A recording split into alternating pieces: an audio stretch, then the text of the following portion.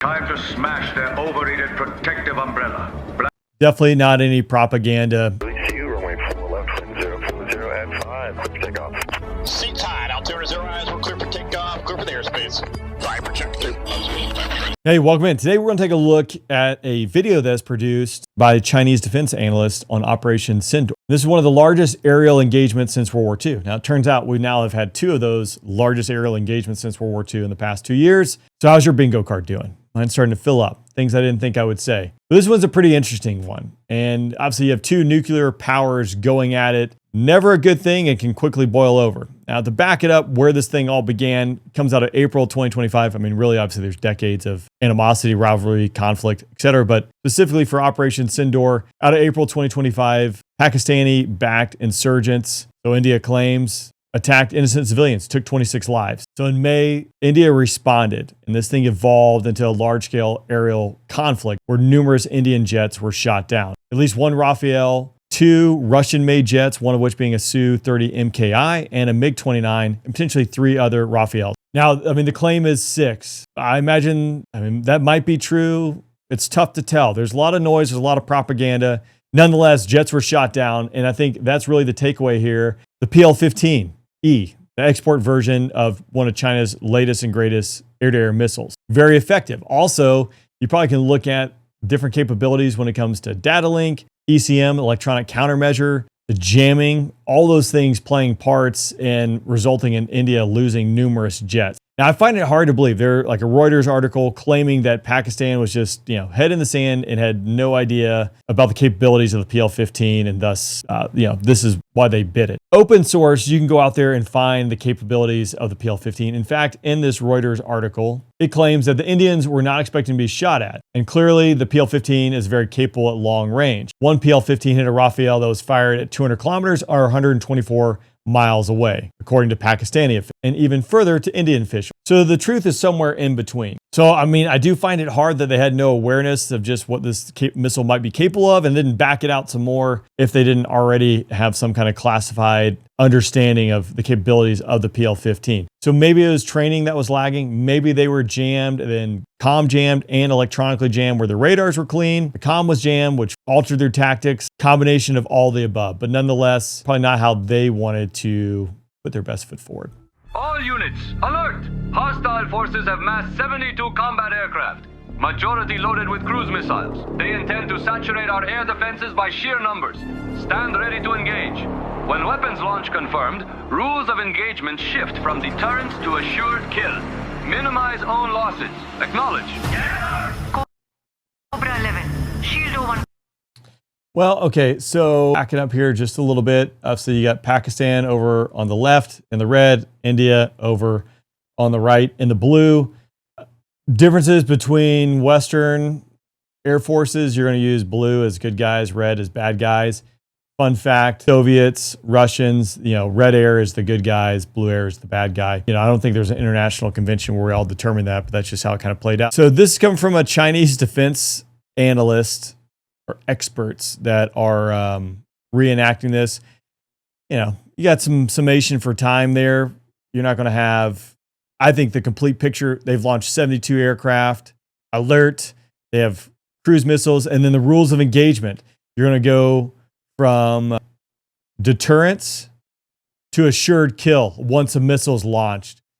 Remember, you're sitting in a fighter, you're going to get a radar warning receiver hit when you're locked into, but you might not get that full essay and awareness that you're being shot at clearly here. So, it's kind of comical. To hear this, I assume this is not really what their rules of engagement or their game plan was. It was to scramble and go out there and stop anyone across the line. Was probably considered hostile, especially if they kept running across the line. Minimize own loss. Cobra 11, Shield 01. You definitely want to minimize your losses. 105. Range 180 kilometers. 4 contacts suspected Rafales. Immediate verification required. Cobra 11 copies. ECM pod analyzing target EM signatures. So here they're highlighting their KG-600, which is a Durham jammer pod. So as that pod is receiving radar hits, radar energy, it's going to be shooting electrons back, trying to jam that enemy radar pod. Target radar signatures and data link comms intercepted. Confirmed as 101 Squadron Rafales. So it's intercepted data link, comms, and they've confirmed obviously who they are and then where they came from. Don't necessarily buy that, but you definitely could identify the type of aircraft. I would be floored if they had the capability to so quickly, build a picture and then confirm where each one of these jets came from, unless they like hack the data link and all sorts of, but you imagine the crypto and things that are going into it. So I would find that hard to believe that, hey, boom, we've identified the jets. And oh, by the way, we know which squadrons they came from. Commencing jamming operations. Godzilla 3 to Godzilla 4. Radar clean. Your status? Damn it. They've jammed us radar scope completely snowed. Godzilla 1, releasing cruise missiles per plane. Damn it, I can't see anything. Yeah, you got some trucker comm going on here. I imagine, again, this is probably not exactly how this went down. Copy. Mission done. Breaking off. Commander, targets have begun releasing cruise missiles. Kill them all! Kill them all! Don't let them cross into Pakistani's airspace! Cobra 01 copies. Target locked. Fox. Yep, you're going to want to kill them all, and just make sure that they don't cross into Pakistani airspace. I have not seen inside the cockpit of a J-10. Maybe they have a moving map, maybe not. Most fighter aircraft don't have a moving map where you can see the delineation of like borders and things like that. Yeah, they got a rough range, right? But they're looking at a radar scope or some kind of attack display that's managing the sensors and things that are going on. But, they're really just, they're firing it up here. You got to stop them before those cruise missiles get into Pakistani airspace. But, they've jetted their tanks, gone into AB. So I assume they're supersonic and they're climbing up, going to give their missiles more kinematic energy or potential energy so that it doesn't have to burn. 3, Fox 3, Shield 01, PL-15 launch. Made PL-15 light up their cockpit. All right, so Fox 3 launched. So they've launched radar-guided missiles, the PL-15. You would hear Fox 3 call, shooting an AMRAAM. Fox 2 from an IR, infrared-guided missile there. But again, they've launched Fox 3, and and for some drama, they want the PL-15 to light up their cockpits. And their cockpits are going to be lit up with their radar warning receivers if those jets have locked into them, spiking them. So, it's already done. Cobra 01, break off now. We'll guide the missiles. Copy. So break off now, we'll guide the missiles.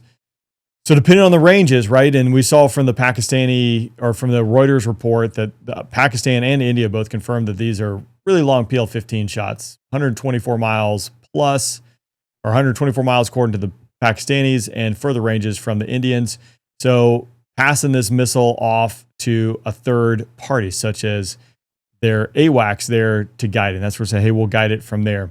You would need to get this, guided with a fighter control radar until that missile opens up its eyes, and then can guide it internally with its internal radar. But we've done missile shots, and this is known, this is unclassified, queuing off other systems. Now, being able to shoot it and then pass off guidance to a third-party platform like an AWACS would be a very interesting capability that they're talking about here, if that was such the case. But that's what they're implying here, that the J-10s have shot their PL-15s, they're turning cold, and now the AWACS is going to guide those missiles from here. So they've gotten all that information, which again would be pretty impressive if that's actually real. Breaking off now. Commander, Indian aircraft retreating towards 400 coverage. Which targets? All bandits. Time to smash their overrated protective umbrella. Definitely not any propaganda speak with that. Very effective comm. Black Spider 01. Status report. Shield 01, Black Spider 01 calling. Entering attack run now. 88 10 seconds. Target, Sector 6, 400 battery. Confirmed. Weapons free. Missiles away. Again, good loft there, as they're displaying, right? So again, you want to get fast, get high, That's free energy you're given to that missile that it doesn't have to create itself or utilize itself to accelerate out there. So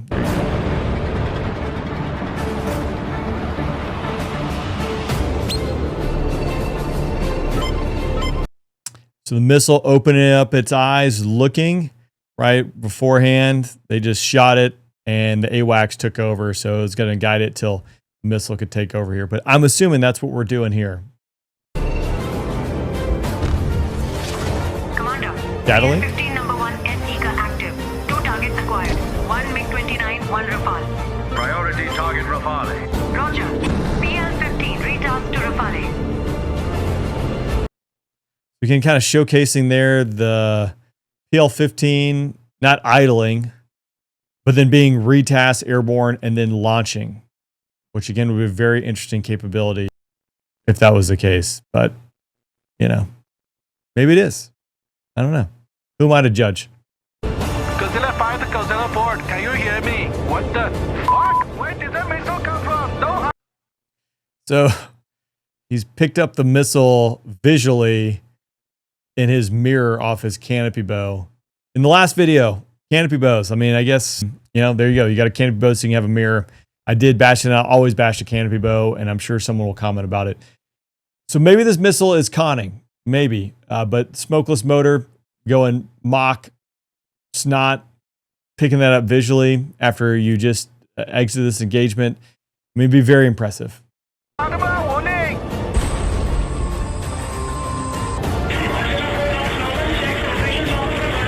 Unintelligible. Bad feeling. He's still quiet. He's still quiet. Yeah, I mean, if you're flying around in a jet and you're not doing something, probably not a good thing. Just fighter pilot 101. So if it's quiet, it's not a good thing. But again, one of those missiles is just kind of idling, or we'll call it mill power for now. Just it's been launched and now it's just guiding, waiting for a command to do something, waiting to be retargeted. Would be, again, a very impressive capability if this was the case. Missile die block. Evade. Jab. Missile number 2 impact. No. I mean, I have really good eyesight. I'll brag on myself there, but I don't think I'm going to be able to pick up a missile that's going Mach 2 out of nowhere. It's tough to even pick up big planes. If you're a pilot and you've been out there, like, how easily planes can blend in with train, sky, etc., even if it's a large, transport category aircraft out there. So, the fact you're picking up a missile going supersonic, impressive. 230 MK, shot down. Mirage 2000, shot down. MiG-29, shot down. Brilliant. It's slaying. Executed perfectly. Executed perfectly. Nothing to talk about. No debrief. CM-400 AKG seeker active. Anti-radiation lock on S-400 radar. Active homing confirmed. Target acquired. India's protective umbrella is broken. All units pursue to border.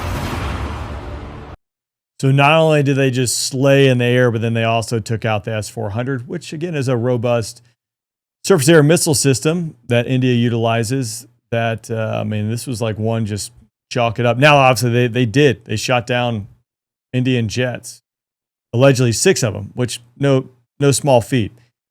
So ultimately, like, how did Pakistan slay in this conflict? I think comparable the technology for both nations and their jets, right? Again, they're about on the same page. They're 4th generation fighters. Now, both are going to have pros and cons to both of them and different capabilities with each.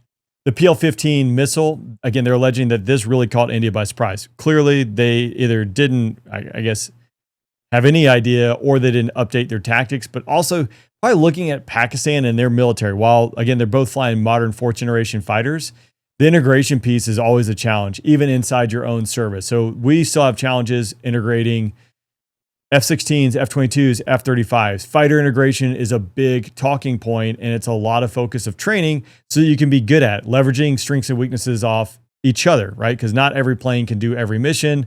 Some are better at some things and worse at others, right? So playing on those strengths and weaknesses is important. Pakistan might have had a leg up here because a lot of their equipment is now coming from China. All that stuff, the interoperability, you're not worried about a JF-17 and a J-10 being able to talk, maybe as much as you would a MiG-29 and a Rafale. Two completely different jets built by two completely different mindsets and mentalities. If you've ever sat inside a Russian jet versus a Western-built jet, while they're both fighters, the design and I think the thought process is often slightly different, right? So maybe Pakistan, having a lot of their equipment coming from China, allows for that interoperability where they're able to jam, they're able to target, and then they have a really robust and capable missile. Let me know what you think.